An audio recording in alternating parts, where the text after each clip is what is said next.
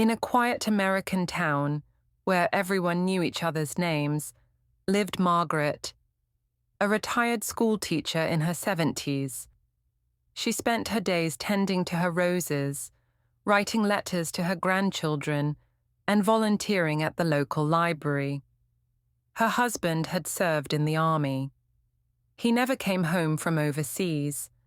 So, when a young man came to her door, wearing a worn-out uniform jacket, holding a clipboard that read, "Help Our Veterans Fund," Margaret's heart opened instantly.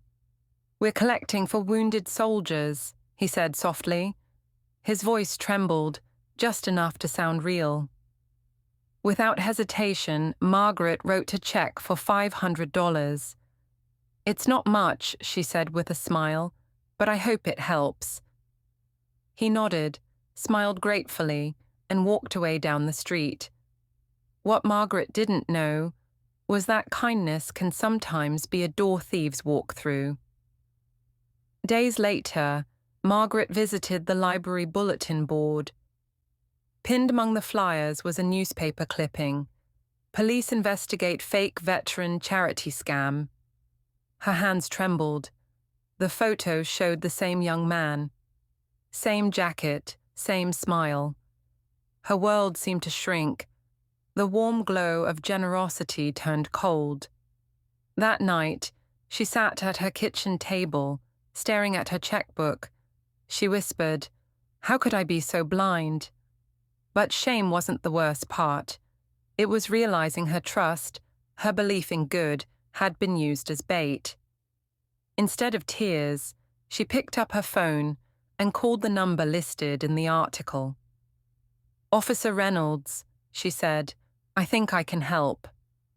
And with that call, a quiet broken teacher became part of something bigger. 2 weeks later, Margaret found herself sitting across from Detective Reynolds. He placed several photos on the table, all showing the same man. "You did the right thing, ma'am," he said gently. "We've been after this group for months." "Group?" she whispered. He nodded. "They target kind-hearted seniors, pretending to collect for veterans, for children, for churches." Margaret's heart ached, not for the money, but for the faces she'd once trusted. When the police caught him, she attended the trial. The man wouldn't meet her eyes until the verdict was read. As he was led away, he turned and whispered, "I'm sorry. My father was a real soldier. I lost my way." Margaret didn't hate him anymore. She pitied him, because his lie had stolen more than money. It had stolen his soul. Months later, the community built a real veterans fund. This time, led by Margaret herself. She stood at a small podium, smiling at familiar faces. "Let's help those who gave us freedom," she said softly, "and let's do it the honest way." The crowd clapped, but her smile held a quiet sadness, a reminder that even good hearts must guard themselves. Moral: true generosity doesn't seek applause, only honesty. If this story touched your heart, please subscribe and share it with someone who still believes in kindness. Because sometimes, even the smallest act of truth can restore faith in humanity.